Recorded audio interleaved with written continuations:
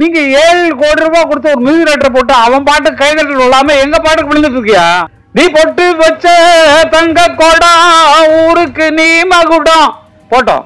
அந்த பாட்டு போட்டு நீங்க ஆடுனீங்கன்னு அர்த்தம். ஏன்னா எங்களுக்கு தெரியல, நம்மகிட்ட பெர்மிஷன் கேட்காம போட்டுக்கானே அப்படிங்கும் போதுதான் உங்களுக்கு வருது. அஜித் படம் அதெல்லாம் ஒண்ணும் இல்லை, எங்க பாட்டு பெர்மிஷன் கேட்டா ஃப்ரீ அண்ணன் கொடுத்துருவாரு. இப்போ கேட்காம போட்டுறதுதான் அவருக்கு கோவம் வர்றது காரணம். எங்கிட்ட கேட்கல, எங்கிட்ட பெர்மிஷன் வாங்கலை அப்படின்னு சொல்லி சண்டை போடுறது காரணம் பணத்தை ஆசை இல்லை சார், கொட்டி கிடக்கு. என்னுடைய சொத்தை எப்படி திருடலாம், நீ என்னுடைய கேட்டுக்குள்ள எப்படி நுழையலாம், நீ தான் ஒரு மியூசிக் டைரக்டர் வச்சிருக்கே அவனை போட சொல்லி அந்த மாதிரி. சொர்க்கமே என்றாலும் அது நம்மூரை போல வருமா? ஓ 7 கோடி ரூபாய் கொடுத்தவன் பாட்டு கிட்டாவில எங்க பாட்டை போட்டவன கைதட்டல் வருது. மியூசிக் போட்டவன்ல உன் பாட்டு கிட்டாவில்லையா? எங்க பாட்டு போட்டவன ஆளுக்கு கைதட்டான், உச்சில் அடிக்கிறான், டான்ஸ் ஆடுறான்.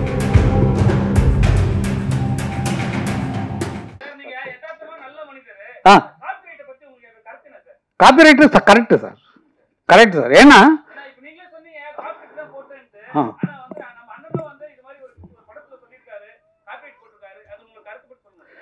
காப்பிரைட்ஸுங்கிறது வந்து வேர்ல்டு ரூலில் தான் நாங்கள் ஃபாலோ பண்ணுறோமே தவிர இந்தியன் ரூலில் கொண்டு வந்தாச்சு. அதை லண்டன் எங்களுக்கு ஆஃபீஸ், மெயின் ஆஃபீஸ் இருக்கு.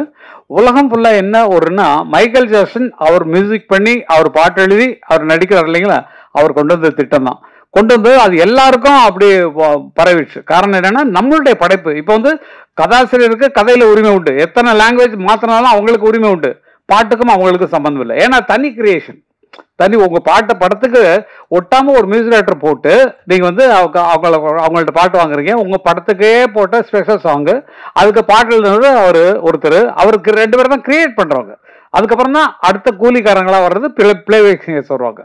அவங்களுக்கு பணம் கொடுக்குறோம், அவங்க வந்து பாடுறாங்க. முதல்ல இருந்த எங்களுக்கு சரஸ்வதி ஸ்டோர்ஸ்ல ஒன்றில் கான்ட்ராக்ட் இருந்தோம், எங்களுக்கு தெரியாது. அவங்க வந்து பூஜை அன்னைக்கு வந்து ஒரு 10,000 ரூபா அட்வான்ஸ் கொடுப்பாங்க. இன்னைக்கு வரைக்கும் தெரியாது. எங்கள் அன்னக்கிளி படம் அவ்வளவு சேலாக இருக்குது, பத்திரகாளியெல்லாம் அவ்வளவு சேலாக இருக்குது. அந்த ரெக்கார்டுக்கு 1 பைசா எங்களுக்கு வரல. அதுக்கப்புறம் தான் அண்ணா என்ன பண்ணாங்கன்னா, ஃபர்ஸ்ட் கான்ட்ராக்ட் போடும்போது மியூசிக் கான்ட்ராக்டை அவர் வாங்கிடுவார். தட் இஸ் பணத்தை எவ்வளோ நாள் கம்மி பண்ணிக்கோ, எனக்கு இந்த மியூசிக் ரைட்ஸ் எங்கிட்ட தான் இருக்கும் லைஃப் லாங். ஏன்னா எங்கள் அண்ணனோட லைப்ரரியில் அது வந்துடும், என்னோட பாட்டுகள் எல்லாமே அது வந்துடும். அப்போது ஒரு தடவை கச்சேரியில் நான் சொல்லி திட்டினதுக்கப்புறம் தான் கச்சேரி ஆட்களை ஃப்ரீயாக பாட சொன்னார். பாலு திட்டம் இல்லையா, அதுக்கு நான் சத்தம் போட்டேன். அவர் உனக்கு தேவையா நான் ஆய்வுன்னு கத்தினேன். அதில் வந்து கொஞ்சம் சண்டையெல்லாம் வந்துச்சு. அதுக்கப்புறம் ஸ்டேஜில் பாடுறவங்களுக்கு ஒன்றும் கிடையாது, நீங்கள் ராயல்ட்டி கட்ட தேவையில்லை, அதை எடுத்து யூஸ் பண்ண. நீங்கள் 7 கோடி ரூபாய் கொடுத்து ஒரு மியூசிக் டைரக்டர் போட்டு அவன் பாட்டு கைதட்டல் இல்லாமல் எங்கள் பாட்டுக்கு விழுந்துட்டு இருக்கியா? நீ பொட்டு வச்ச தங்க கோடா ஊருக்கு நீ மகுடம் போட்டோம். அந்த பாட்டை போட்டு நீங்கள் ஆடுனீங்கன்னு அர்த்தம். சொர்க்கமே என்றாலும் அது நம்மூரை போல வருமா? ஓ 7 கோடி ரூபாய் கொடுத்தவன் பாட்டு கிட்டாவில எங்க பாட்டை போட்டவன கைதட்டல் வருது. ஏன் ஜோடி மஞ்சக்குருவி நாடுன பாட்டு தான், சாஞ்சாடு நெஞ்ச தழுவின்னு.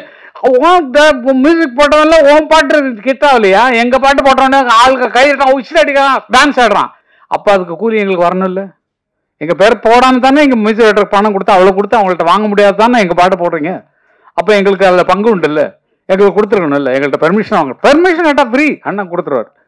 இப்போ கேட்காம போடுறது தான் அவருக்கு கோவம் வர்றது காரணம். எங்கிட்ட கேட்கல, எங்கிட்ட பெர்மிஷன் வாங்கலை அப்படின்னு சொல்லி சண்டை போடுறது காரணம் பணத்தை ஆசை இல்லை சார், கொட்டி கிடக்கு சார்.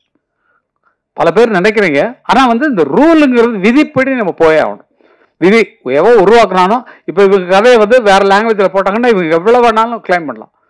என்னோட சீன்ஸ் இவ்வளோ, அதாவது எங்களுக்கு 40 செகண்ட்ஸ்னு வச்சுக்கலாம், அதெல்லாம் ரூல்லான்னு சொல்ல சொன்னால் உங்களுக்கு புரியாது. அந்த மாதிரி அவங்க கதையின் மெயின் கதையை எடுத்து வேற கதை பண்ணாலும் ஏய் இது நம்ம கதையில் ரெஸ்பான்ஸ் பண்ண கூப்பிட்றாவன அப்படின்னு சொல்லி கூப்பிட்டு நம்ம வாங்கிக்கிறதுக்கெல்லாம் ரைட்ஸ் உண்டு. எதான் உருவாக்குனானோ அவனுக்கு அதில் பங்கு உண்டு. அந்த மாதிரி தான் அந்த ராயல்ட்டிங்கிற விவகாரம் போயிட்டு இருக்கு. அது இனிமேல் பிரச்சனையே வேண்டாம். ஏன்னா பாருங்க, எந்த படத்துக்குமே வராது. ஏன்னா எங்களுக்கு தெரியல, நம்மகிட்ட பெர்மிஷன் கேட்காம போட்டுக்கானே அப்படிங்கும் போது தான் உங்களுக்கு வருது. அஜித் படம் அதெல்லாம் ஒன்றும் இல்லை, எங்கள் பாட்டு அவ்வளோதான். ஒன் மியூசிக் டைரக்டரால் போட முடியல, எங்கள் பாட்டு தான் உனக்கு ஜெயிக்க வைக்குது அப்படிங்கிற சந்தோஷத்தோடு இருப்போம் நாங்கள். அது கேட்டுருந்தா இன்னும் சந்தோஷமாக கொடுத்துருக்கோம். கேட்கலங்கிறனால தான் கொஸ்டின். என்னுடைய சொத்தை எப்படி திருடலாம், நீ என்னுடைய கேட்டுக்குள்ள எப்படி நுழையலாம், நீ தான் ஒரு மியூசிக் டைரக்டர் வச்சிருக்கே அவனை போட சொல்லி அந்த மாதிரி அப்படின்னு சொல்லி அவங்களாம் என்கரேஜ் பண்ணுறதுக்கு தான் அந்த விஷயம் எல்லாம். அதனால எல்லாமே நல்ல வைக்கிறது தான் புரிஞ்சுக்கங்க. எல்லாம் எங்களுக்கு பணத்தாசை கிடையாது இல்லை, எக்கச்சக்கமாக இருக்குது, செலவு பண்ண முடியாமல் எக்கச்சக்க பணம் வச்சுருக்கோம். ஒரு ரியல் எஸ்டேட் அது யாருக்கும் நாங்கள் ஏன் ஹெல்ப் பண்ண, நீங்கள் உழைச்சி முன்னுக்குவாங்க. நீங்கள் யாரும் என்ன பண்ணுறீங்கன்னு கேட்குறீங்க. அதெல்லாம் இல்லை. ஏன்னா இப்போ கல்யாண மண்டபம் கட்டி வாடகை தான் விடுவோம், நல்ல துட்டு கறந்துப்போம். எதுக்கு இது அடுத்த பிஸ்னஸ்? நமக்கு வரக்கூடிய அடுத்த சந்ததிகளுக்கு சேர்த்து வைக்க தான் அப்பங்காரம் இருக்கான். அதனால சேர்த்து வச்சலாம் அடுத்த குழந்தைங்களுக்கு, பேரன் பேத்திகளுக்கு, அந்த அண்ணன் பிள்ளைங்களுக்கு, தம்பி பிள்ளைங்களுக்கு, அக்கா பிள்ளைங்களுக்கு, இவங்களுக்கு கொடுக்கத்தான் எங்களுக்கு. அதுக்கு தான் சம்பாதிக்கணும். அவங்களும் நல்லா இருக்கணும் எங்களை மாதிரின்னு. அதனால ஒவ்வொருத்தரும் அப்படி வாழுங்க. மற்றவங்களுக்கு தான தர்மம் பண்ணுறோம், அதெல்லாம் சொல்ல தேவையில்லை. தான தர்மம் பண்ணுங்க, மற்ற கஷ்டப்படுறவங்களுக்கு கொடுங்க, ஃப்ரீயாக கொடுங்க, மனசார இருக்கு. ஆனால் நீங்கள் சம்பாதிக்கிறது உங்கள் குழந்தைகள் பின்னால் வர்றவங்க கஷ்டப்படக்கூடாதுங்கிறதுக்காக சேர்த்து வைங்க. இதுதான் எனக்கு நாங்கள் சம்பாதிச்சதை நாங்கள் இப்போ என்ன பண்ணிட்டு இருக்கோமோ அதை உங்களுக்கு சொல்கிறோம். நீங்கள் அதே மாதிரி இருங்க, சந்தோஷமா இருங்க. இன்னைக்கு நல்லா இருக்கிறீங்க, நாளைக்கு நல்லா இருக்க போறீங்க. இனிமேல் வருங்காலத்தில் இன்னும் உயர்ந்து உயர்ந்து நீங்க வாழ்வீங்க. உங்க எண்ணத்தை ஸ்திரப்படுத்துங்க. நம்ம என்ன ஒரே நோக்கத்தில் இருக்கணும். நான் டைரக்டர் தான், நான் ஃபிலிம் டைரக்டர் தான் வரப்பேன், இல்லப்பா நான் நடிகராக தான் வரப்போறேன், நான் அதுல எய்மா இருக்கேன். அந்த கனவு தான் உங்களை மேலே கொண்டு போவே தவிர 10 பக்கம் திங்க் பண்ணீங்கன்னா வராது. மியூசிக் கிடைச்சா பண்ணலாமே, பாட்டு எழுதுறது நான் எழுதலாமே, அப்படி வச்சுக்கூடாது என்ன மாதிரி. ஆனால் எல்லாத்துலையும் நான் ஜெயிச்சிட்டேன். எல்லாத்துலையும் பாட்டு எழுதுறதுலையும் ஜெயிச்சிருக்கேன். எல்லா பாட்டும் என்ன பாட்டெல்லாம் சொன்னேன்னா அது எக்கச்சக்கமாக இருக்குது. அந்த மாதிரி அதுலேயும் ஜெயிச்சிருக்கேன். மியூசிக் டைரக்ஷனில் 168 படம் பண்ணிருக்கேன். அது 2000 பாட்டு வரைக்கும் எழுதியிருக்கிறேன் நிறையா. எல்லாத்துலேயும் ஜெயிச்சது கடவுளுடைய செயல். என் நோக்கம் வந்து எந்த வேலை கிடைச்சா, இப்போ நீங்கள் ஒரு வேலைக்கு விட்டீங்கன்னா நான் வந்துடுவேன். நான் அந்த மாதிரி வேலை வேணும். அதனால அந்த மாதிரி வளர்ந்தவங்க நாங்கள். நீங்களும் உங்கள் மனசை மாற்றிக்கொண்டு நல்லவைகளே நிலைங்க, நல்ல நோக்கியே பயணப்படுகள். நடக்கிறது எல்லாமே நல்லா இருக்கும். உங்கள் ஐடியா பிரமாதமாக இருக்குது. நான் சொன்னதை மனசில் ஏற்றுக்கொண்டு டைரக்டர் சென்னையில் தான் டைரக்டர் பிடிங்க. எல்லாம் உங்களுக்கு ஃப்ரீயாக பண்ணி தரதுக்கு நாங்கள் இருக்கோம். எல்லாம் பார்த்துக்கலாம், சீக்கிரமாக பண்ணலாம். எனக்கு எதுவுமே விட்டாது. இன்றைக்கி மத்தியானம் அண்ணன்ட்டு பேசி பெங்களூரில் இருந்தார். இப்போ பெங்களூர் இருந்தோம்னா சத்தம் போட்டுருந்தா அவர்கிட்ட வந்து இன்னைக்கு ஒரு சின்ன எங்கள் வீட்டில் ஃபங்க்ஷன், அது வீட்டில் நீ போய் நடத்திடுறாரு, பூஜை ரூமில் போய் எல்லாம் பண்ணியாச்சு. அண்ணன் பேசினோடனே நான் வந்து எனக்கு கச்சேரிக்கு விட்டு போயிடுவார். ஏன்னா காரணம் இந்த கால் கொஞ்சம் எனக்கு இதாக இருக்கிறதுனால உன்னை பார்த்தா எனக்கு டென்ஷன் ஆகுது. நீ வந்து கீழே நடந்துட்டு இருந்தேன்னா எனக்கு வந்து மேலே பாட முடியல. அதனால விசுவாரன்னு நான் அவர்கிட்ட போய் நின்று டான்ஸ் எல்லாம் ஆடி காட்டிட்டேன். இனிமேல் கச்சேரிக்கு நான் வந்தே ஆவேன். ஃபாரின் கச்சேரியில் நிறைய இருக்குது, சிம்பனிக்கெல்லாம் விட்டு போயிட்டாங்க எனக்கு உடம்பு சரியில்லைன்னு.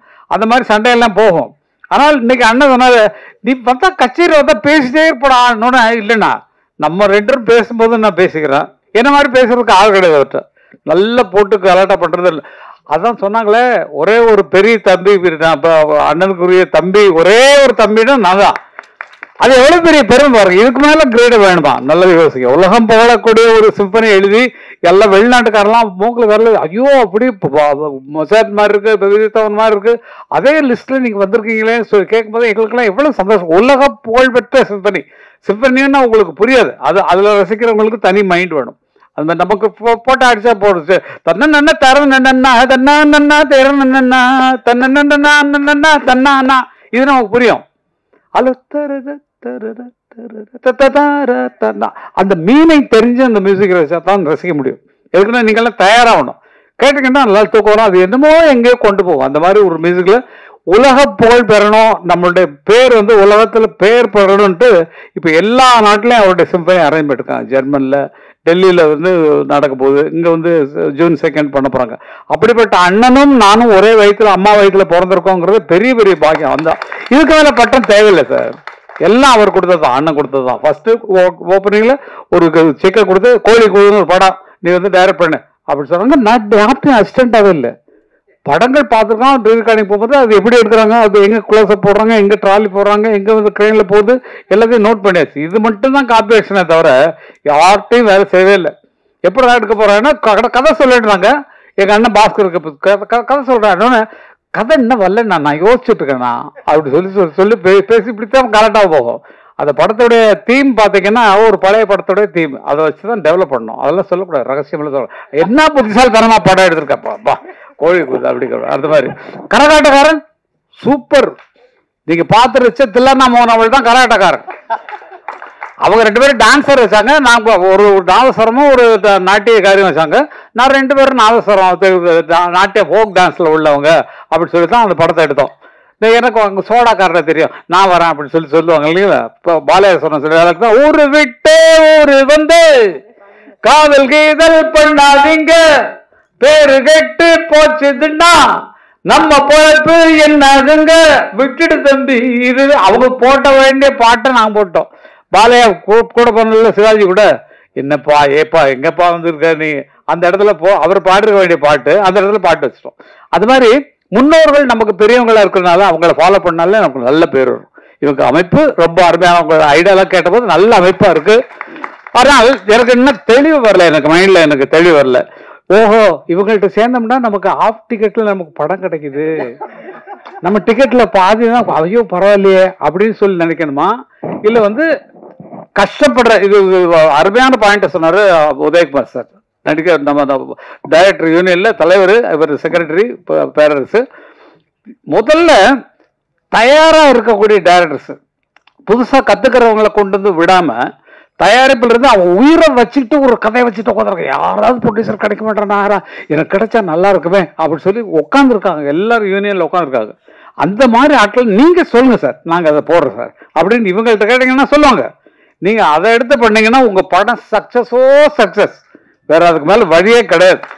நான் நிஜமா என்ன நினைச்சேன்னா, மாநாடுன்னு போட்டிருக்காங்க, இவர் வேற நல்லா பேசிட்டு இருக்காரு, கேன்வாஸ் பண்றது, எவ்வளவு டிக்கெட் 200 ரூபாயா 200 பைசா மெம்பர்ஷிப் எல்லாம் போடுறாங்க. ஒருவேளை இவர் நம்மளெல்லாம் வச்சு ஒரு அரசியல் கட்சி ஆரம்பிக்கிறாரோ, அது அந்த மாதிரி திரட்டுறாரா அப்படிங்கிற மாதிரி எனக்கு மனசுல போனுச்சு. அதான் பேரண்ட்ஸ்ட கேட்டுட்டு இருந்தேன், என்னமா 2 பேரும் அந்த கோபத்துல தான் இருந்தோம். ஆனா இது ஒரு நல்ல அமைப்புல அமைஞ்சா ரொம்ப நல்லா இருக்கும். அப்புறம் நான் ஒரு சின்ன விஷயமா தான் சொல்லணும், எல்லாம் என்னை பாராட்டி போல்டு தள்ளிட்டாங்க. பொன்மான தேடி நானும் பூவோட வந்தேன், நான் வந்த நேராண்ட மானங்க இல்ல, அந்த மான் போன மாயம் என்ன ஏன் ராசாத்தின்ற பாட்டு போட்டோம். இது கலைமணி ரைட்டர் ஃபர்ஸ்ட் டைரக்ட் பண்ற படம் எங்க ஊர் ராசாத்திங்கிற படம். நான் மியூசிக். அவர் சொன்னது என்னன்னா, இந்த இடத்துல காதலனும் காதலையும் பிரிஞ்சிருக்கிறாங்க, இந்த பாட்டுக்கு பாட்டு எடுத்து பாட்டுல அந்த மாதிரி நல்லா இருக்கு. பாட்டுக்கு பாட்டு எடுத்துன்னு இந்த பாட்டை சரியா கவனிக்க, பாட்டுக்கு பாட்டு எடுத்தான் தன்னா எதுனா பாட்டுக்கு பாட்டு எடுத்து மத்தாலும் கட் பண்ணிட்டான், ஆரம்பத்தை பிடிச்சிட்டான். தான் பாட்டுக்கு பாட்டு எடுத்து வந்துச்சுன்னா, நான் பாடுவதை கேட்டாயோ, அதை கட் பண்ணிட்டு லாஸ்ட் தூக்கி போட்டான். எங்க ஒரு ராசத்துல நீங்க கேட்கப்பட்டது. அது மாதிரி எது ஆதாரம் இல்லாம நம்மளால ஒண்ணும் பண்ண முடியாது. இன்னொரு பாட்டு அருமையா சொன்னீங்க, நீலவான ஓடையில் நீந்துகின்ற வெண்ணிலா. இது பாலாஜிட்ட நான் மியூசிக் பண்றதுக்கு அவ்வளவு, ஏன்னா ஒரு டப்பிங் படம் வாங்கிட்டாங்க, ஆல்ரெடி சாங்ஸோட சேர்த்து வாங்கிட்டாங்க. வேற ஒரு மியூசிக் டைரக்டர் பண்ண தெலுங்கு படம் பிரேமாபிஷேகம்னு ஒரு படம், தெலுங்கு படத்தை அப்படியே ரைட்ஸ் வாங்கிட்டாங்க. அந்த சாங்ஸ் மட்டும் நீங்க வாய்ஸ் மிக்ஸ் பண்ணி கொடுத்தா போறோம்னு தான் கூப்பிட்டாங்க. ஆனா அவருக்கு நீங்க அப்படி என்ன இறக்கிடாதீங்க, டப்பிங் படத்து மியூசிக் டைரக்டர் மாதிரி.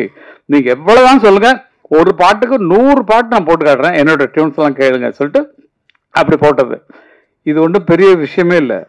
நீலவான ஓடையில் என்ன பாட்டுன்னு சொன்னா, வசந்த கால கோலங்கள் வானில் விழுந்த கோடுகள் கலைந்திடும் கனவுகள் கண்ணீர் சிந்தும் நினைவுகள் நீலவான ஓடையில் நீ. இந்த 2 பாட்டுக்கு மூலம் எது தெரியுங்களா? என் சிந்தை நோயும் தீருமா. உங்களுக்கு கேட்டிருப்பீங்க இந்த பாட்டை. இது அந்த காலத்துல வந்த பாட்டு. அந்த பாட்டை ஃபாலோ பண்ணி தான் இந்த அண்ணா அந்த பாட்டு போட்டாங்க, வசந்த கால கோலங்கள். அவரை பார்த்து நான் காப்பி அடிச்சோம். பரம்பரையா எங்களுக்கு அந்த இசை சொத்துல இருந்து காப்பி அடிச்சோமே தவிர, இது காப்பின்னு நான் சொல்ற வரைக்கும் உங்களுக்கு தெரியாது. காப்பின்னா நான் அவங்கள ஃபாலோ பண்றதுதான். ஒரு ஆள் மாதிரி நடிக்கணும்னு சொன்னா, இப்ப பாரதி ராஜா ஆன மாதிரி நான் ட்ரெஸ் பண்ணிருக்கேன் பாருங்க. பாருங்க, அதுதான் நமக்கு முன்னோர்கள் என்ன பண்ணாங்களோ அதை நம்ம பண்ணிக்கணும். வயசாக நம்ம இளமையாருக்கு என்ன ட்ரை பண்ணணுமோ அது பண்ணணும். மியூசிக் பண்றது ஒன்றும் பெரிய விஷயம் கிடையாது. படத்துல காப்பி அடிச்சது சொல்லிட்டேன், கரகாட்டக்காரன் எப்படி எடுத்தோன்னு. பாட்டுகளே அதே மாதிரி தான். எது தேவையில்லை சார், புதுசா நம்ம உருவாக்குறதுக்கு ஆல்ரெடி இருக்கிறதவே நம்ம புதுப்பிச்சு, இந்த காலத்துக்கு தகுந்த மாதிரி புதுப்பிச்சோம்னாலே போறோம். மறுபடியும் அது மறுபடியும் என்ன, இப்ப நிறைய பாடுறாங்க,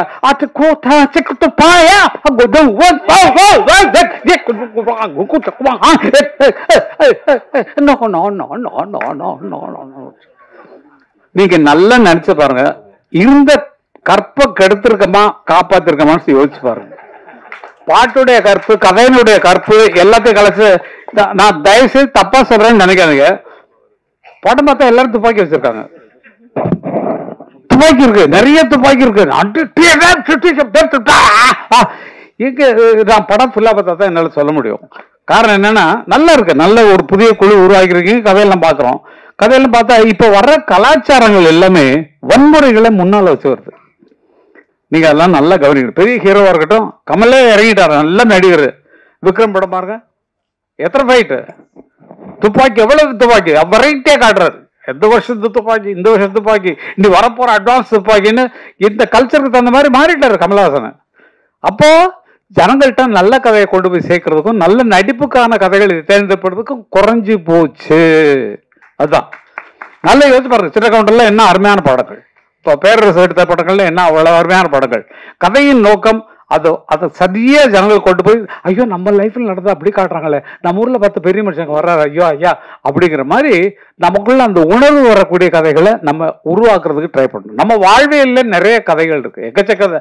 நம்ம குடும்பத்தை நினைச்சு பாருங்களேன். நம்ம குடும்பத்தில் நம்ம ஒரு என்ன கஷ்டப்படுறோம், எப்படி பண்றோம், வெளியில எப்படி நம்ம பந்தாவா நடந்துக்கிறோம், இதே ஒரு கதை, அருமையான கதை. எவ்வளவு துக்கங்கள் துயரங்கள் இருக்கலாம்.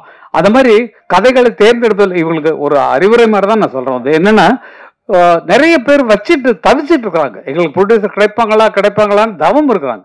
அப்படிப்பட்டவர்களே நீங்க கண்டிப்பாக நீங்க சேர வேண்டியது. இப்போ நீங்க வந்து டைரக்ட் பண்ணிருக்கீங்க, நீங்க இந்த டைரக்டர்ஸ் யூனியன்ல மெம்பர் ஆனீங்களா? நான் கில்ட் இருக்கேன் சார். இல்ல சொல்லுங்க. இதுல சார் வெங்கடையில இல்ல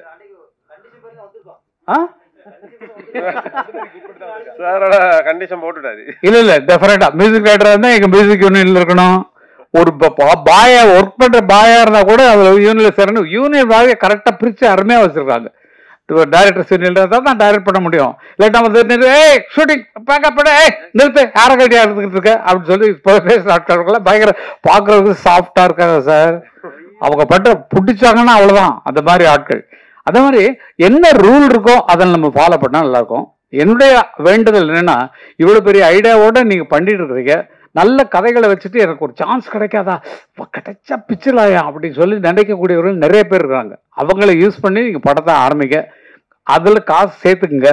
அதுக்கப்புறம் நீங்க வெளியே, ஏன்னா உங்க பாட்டே வந்தது, விட்பா விட்பா விடமாட்டோம்னு இருந்தது ஃபர்ஸ்ட் வேர்டு. இது வேற எவனா சொன்னா உங்களுக்கு எப்படி இருக்கும்? உங்களை பார்த்து விட்பா விட்பா விடமாட்டோம் என்ன இப்படி? அப்போ அந்த மாதிரி வார்த்தைகள் ஃப்ராங்கா பேசுறோம். ஏன்னா வந்து அரைச்சொல்னு நம்ம சொல்லுவோம், இது மாத்திக்கலாம், மாத்திக்கிறதுக்கு ஒன்றும் ப்ராப்ளம் இல்லை.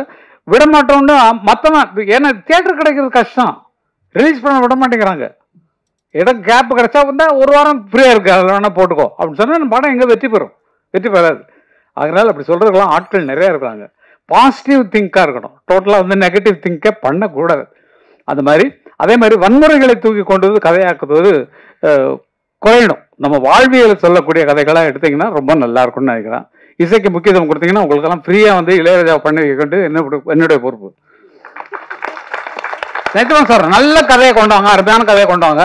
அவர் காசு வாங்கல, ஆனா இது ரிலீவ் காரியம் பண்ணி கொடுத்துருந்தேன், ஒரு சாங் ஏதாவது பண்ணி கொடுத்துருந்தான் சொல்லி நான் வந்து என்னால பண்ண முடியும். அதுக்கு தான் சொல்றேன். ஏன்னா வந்து அதுக்கான கதைகள் அவருக்கு இல்ல, கேளுங்க, அவர் கதையை கேட்டோன்னா இதுக்கெல்லாம் நமக்கு நீங்க வேற யாராவது பண்ணீங்கன்னு சொன்னா அவர் அப்படிப்பட்ட ஆளு. கதையை கேட்டாருன்னா அவருக்கு பிடிக்கணும் மனசுல, நல்லா இருக்க இது எடுத்துருவீங்களா, நீங்க யார்கிட்ட அசிஸ்டண்டா ஒர்க் பண்ணீங்க, இதெல்லாம் கேட்பாரு. எப்படி ஒர்க் பண்ணீங்க, எப்படி இதை எடுப்பீங்க, இவ்வளவு ஸ்ட்ராங்கான கதை சொல்றீங்களே, இல்ல நான் எடுத்த படத்தை போட்டு பாருங்கன்னா உங்க படத்தை பார்த்தாருன்னா என்ன இப்படி படம் எடுத்து வச்சிருக்கேன், போய் இந்த கதையை என்ன பண்ண போறானோன்ற பயத்துல போடக்கூடாத சூழ்நிலைகள் அவருக்கு வரலாம். அதனால நல்ல கலைஞர்களை செலக்ட் பண்ணுங்க, நல்லா கொண்டு வாங்க. உங்களுக்கு உதவுறதுக்கு நாங்கள்லாம் இருக்கோம், நாங்கள்லாம் மொத்தமா இருக்கோம். நானும் சரி, நீங்க எந்த டைரக்டர் வேணாலும் போடுங்க, நானும் நாங்க 3 பேருமே கவிஞர்கள், பாடலாசிரியர்கள். உங்களுக்கு ஃப்ரீயா பாட்டு எழுதி தர்றோம், நீங்க யார வேணாலும் மியூசிக் போடுங்க. இப்ப நீங்க போட்ட பாட்டவே நான் மியூசிக் டைரக்டருங்கிற முறையில் சொல்றேன், அது உங்களுக்கு தெரியறதுக்கு சான்ஸ் இல்லை, எனக்கு தெரிஞ்சது சொல்றேன். 2-3 இடத்துல வந்து அந்த ஃபீமேல் வாய்ஸ் டோனை வந்து ஒரு செமிட்டோன்னா அந்த சுதி இருந்துச்சுன்னா பாட்டுருக்காங்க, அதை நோட் பண்ணி அந்த இடத்துல பிச்சை ஏற்றணும் கொஞ்சம். அந்த மாதிரி சிறு வேலைகள்லாம் இருக்கும் உங்க சாங்ல, அது மாதிரி ஆடியோவில் சொல்றேன். எங்களுக்கு அந்த புத்தி தான், என்ன இப்படி பண்ணிருக்காங்க அப்படிங்கிற மாதிரி வரும். மற்றவங்களுக்கு தெரியறது சான்ஸே கிடையாது. மியூசிக் தெரிஞ்சவங்க மற்றவங்களாம் தெரிஞ்சாங்கன்னா இது மாதிரி அட்வைஸ் பண்ணுவாங்க. எதுக்கு நான் அட்வைஸ் பண்ணுறேன்னா, மறுபடியும் வந்து உங்களை நான் பார்த்துட்டு இதெல்லாம் சொல்ல போகிறதில்ல. இது ஒன்று தான் எனக்கு சந்தர்ப்பம் கிடச்சிருக்கு. இதில் தான் என்னுடைய ஆதங்கத்தெல்லாம் கொட்டி ஆகணும்.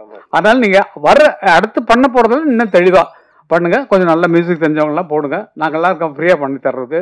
நிஜமா ஆமா, இந்த மாதிரி ஆட்கள் நிஜமா தான். கண்டிப்பா நான் பண்ணுவேன். அவர் மியூசிக் பண்றவர் தான். பேரரசு பாட்டு சொன்னாலும் டியூன்ல தான் சொல்லுவார். நீங்க அவர் படத்துல வர்ற பாட்டுலாம் கேட்டீங்கன்னா அவர் சொன்ன டியூன்ல தான் அவர் பாட்டெல்லாம் வந்திருக்கும். அந்த மாதிரி நான் கேட்டேன், உங்க படத்துக்கு நான் ஏதாவது பாட்டு எழுதிருக்கேன். இல்லை நான் விட மாட்டேங்க, நான் தான் எழுதிருக்கேன் பாட்டு அப்படின்றது. உங்களை மாதிரி தான் அப்படின்னாரு. நான் முதல்ல எல்லாத்தையும் வச்சு எழுதினேன். இவர் ஆர்வி உதயகுமார் படங்கள்ல நான் பாட்டு எழுதுறேன். முக்கிய மூக்கா முட்டையுள்ள கேக்கா பாக்கியதும் வைக்காம செத்து விடு ஷோக்கா கொண்ட முடி காக்கா கண்ணு கொட்ட பாக்கா கண்ட உடனே கன்னி பையன் வீக்கா. இது மலையாள கப்பக்கிழங்கா இல்ல மயிலாப்பூர் வத்த குழம்பா இல்ல பம்பாய் பூரி கிழங்கா நம்ம பட்டிக்காட்டு கோழி குழம்பா பறிக்காத கத்திரிக்கா. அந்த மாதிரி பாட்டு படப்படன்னு இவருக்கு கொஞ்சம் நல்லா இருக்கும்பா, கமர்ஷியலா நல்லா இருக்கும் பாட்டு. அது மாதிரிலாம் பண்ணிய விஷயங்கள் உண்டு. நல்ல ஜெயிச்ச குழு நாங்கள்லாம். மற்றவங்களை வழிவிட்டு உட்காந்துருக்கோம். இப்போ எழுதுனா ஃபுல் சாங்கும் நாங்கள் தான் எழுதிட்டு தெரியணும். அதனால மற்றவங்க புதுசாக வரவங்க என் பையன்கிட்ட நான் சொல்லுவேன், டே நீ உங்க அப்பங்கிறதுக்காக ஒரு பாட்டு மட்டும் என்னை வச்சுக்க, மற்றவங்க உனக்கு யார் பிடிக்கிறாங்களோ அவங்களுக்கு பாட்டு. இப்போ அவங்க படத்துல கோட்ல ஒரு பாட்டு என்ன, ஏ ஸ்விங்கி, ஏ சச்சு, ஏ சொச்சு, அந்த மாதிரி ஏ மூக்க, ஏ ராக்கு, ராமாயிங்கிற மாதிரி வெஸ்டர்ல போட்டான். அவ்வளவுதான். அதை போட்டு அதுக்கு எழுத சொல்லி இங்கிலீஷ் வேர்டெல்லாம் போட்டு நமக்கு தெரியாத வேர்டெல்லாம் உள்ள பூத்தி பாட்டு பண்ணோம். அதனால எந்த சூழ்நிலைக்கும் ஒத்து போற ஆட்கள் உங்களுக்கு பக்கபலமா எப்போதும் வந்திருக்காங்க, உங்க கூடவே இருக்கிறாங்க. எந்த நேரமே இவங்களை அழைக்கலாம். ஒரு கதை ரெடி பண்ணீங்கன்னா இந்த மாதிரி ஆளுக்கு கதை ரெடி பண்ணிருக்கோம், அந்த கதையை கேட்டு ஏதாவது சேஞ்சஸ் இருந்தா சொல்லுங்கன்னா அதுக்கு கூட நாங்க ரெடி. ஏன்னா சினிமா உலகத்தில் இருக்கோம், சினிமா வேலையை தவிர வேற எந்த வேலையும் கிடையாது. நாங்க சம்பாதிச்சது நிறைய ஒரு எஸ்டேட் வாங்கி நிறைய வீடுகள் கட்டி வாடகை விட்டு பேசாம உட்காந்துருக்கலாம். அதெல்லாம் வரல. இளையராஜா இருக்கிற சொத்துக்கு மேலேயா அவ்வளவு இருக்கு. ஆனால் அவரு வேற பக்க சிந்தனையே கிடையாது. உட்கார்றதெல்லாம் மியூசிக் எழுதுதான், அவ்வளவுதான். வேற சதா சர்வகாலமா அதே சிந்தனையிலே உட்கார்ந்துக்கூடியவர் நான் பார்த்த வரைக்கும் நான் கொடுத்து வச்சேன் எங்க அண்ணா இளையராஜா தான். வேற யாரும் கிடையாது. மற்றவங்களுக்கு வேற இருக்கு. என்னால விட்டீங்கன்னா இப்ப நைட்டு அவங்க கூட பார்ட்டிக்கு போயிட்டு அப்படியே போயிட்டு வரேன். பார்ட்டினா நான் வந்து சாப்பிடல, அது உண்மையிலே ரெக்கார்ட் பண்ணிக்கிறேன். அவங்கள மாதிரி நான் சாப்பிடல. இல்ல அவங்க சாப்பிட்டுட்டு சாப்பிடுவாங்க, நான் சாப்பிடுவேன், அவ்வளவுதான். அது மாதிரி இல்ல எல்லாருமே இவங்களை பண்ணிட்டு சொல்ல சினிமால எல்லாம் அது ஒரு ரிலாக்ஸ். ஃப்ரெண்ட்ஸோட சேர்ந்தமா ஜாலியா இருந்தோமா அது போட்ட உடனே மனசுலாம் கூட்டும். அதான் கொண்டு வெளியே நீங்களே ஆயிடுவீங்க. 2 மாச்சான் இன்னொன்னு சொல்றியா, எனக்கு ஒண்ணு சொல்றியா, இன்னும் ஒண்ணு கொடுத்துடலாமேடா, இன்னொன்னு இல்லடா இவன் ஃபுல்லா விட்டுட்டு இதுக்கு மேலாம் ஆட்சிருக்கேன்டா முக்கால் சுமாரா நான் இருக்கிற கஷ்டத்துக்கு சொல்லுங்க சொல்லிடாது. அதுக்கு ஆளாதுடா இன்னைக்கு வேற ஆளுதல் சொல்லி ஆறுதல் சொல்ற மாதிரி ஆயிடுவோம் நம்ம. அது கூட ஒத்து பண்ணணும். நல்லவைகளை நினைவுகள் நல்லதே நடக்கும். நீங்க எடுத்திருக்க முயற்சி ரொம்ப அருமையான முயற்சி. அந்த வெற்றி பெற எங்கள் அத்தனை பேர் சார், எங்க பின்னால் இருக்கக்கூடிய அத்தனை படைகளும் உங்களுக்கு உதவ தயாரா இருக்கிறோம் என்று சொல்லிக்கொண்டு உங்களிடமிருந்து விடைபெறுவேன். நான் போக வேண்டியது 2 மணி நேரம் டிராவல். அவரு உதயகுமார் அவர்களும் பக்கத்துல தான். பக்கத்துல நாங்க மகாபலிபுரம் பக்கத்துல இருக்கோம் எங்க வீடு. ஊர் வேண்டாம், ஊர் விட்டு ஊர் வந்து ஓடி போகிற மாதிரி ஓடி போயிட்டுறாங்க.